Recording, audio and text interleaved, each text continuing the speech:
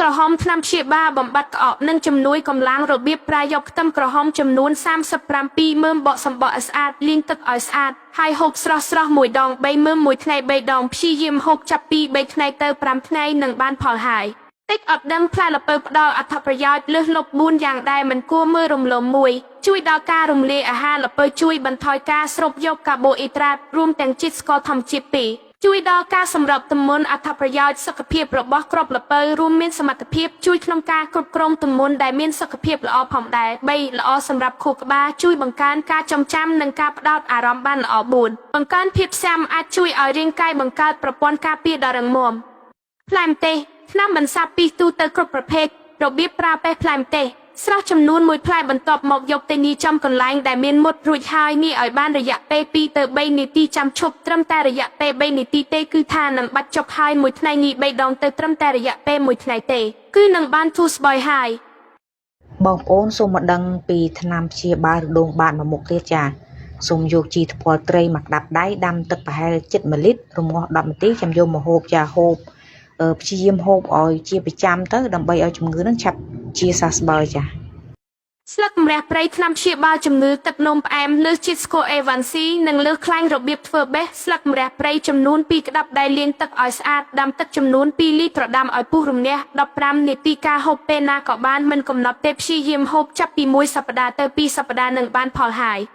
តាមសណ្ដែកដីថ្នាំព្យាបាលផ្នែកប្រើប្រាស់គ្រាប់និងស្លឹកត្រូវនឹងជំងឺគ្រាប់ក្អកស្ងួតក្អកមាន់ជំនួយក្រពះជំនួយឈាមក្រហមខ្វះទឹកដោះស្លឹកថ្នាំព្យាបាលឡានឈាមដេកមិនលក់កម្រិតប្រើគ្រាប់ថ្នាំព្យាបាលស្ងួត30ក្រាម90ក្រាមក្នុងមួយថ្ងៃស្ងោរផឹកស្លឹកស្ងួត30ក្រាម50ក្រាមក្នុងមួយថ្ងៃស្ងោរផឹក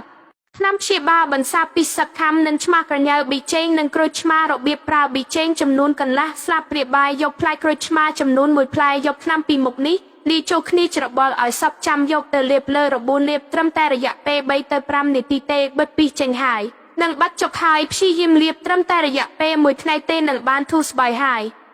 ថ្នាំព្យាបាលជំងឺទឹកនោមផ្អែមនិងលើសជាតិស្ករសូមជម្រាបសួរពុកម៉ែបងប្អូនទាំងអស់គ្នា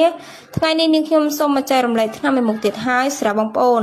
ដែលមានជំងឺទឹកនោមផ្អែមនិងលើសជាតិស្ករនាងខ្ញុំសូមលើកយកដើមប្រមោលដំរីមកធ្វើថ្នាំជូនជូនបងប្អូនទាំងអស់គ្នារបៀបធ្វើផងដែរបងប្អូនគ្រាន់តែបេះជាមួយនឹងដើមប្រមោលដំរីនេះចំនួនក្តាប់ដៃទៅរួចហើយយកទៅលាងសម្អាតទឹកឲ្យបានស្អាតជាមុនសិនទៅបងប្អូនយកទៅដាក់ដាំទឹកចំនួន1លីត្រកន្លះរំងាស់បានពី15នាទីទៅបងប្អូនយកមកហូប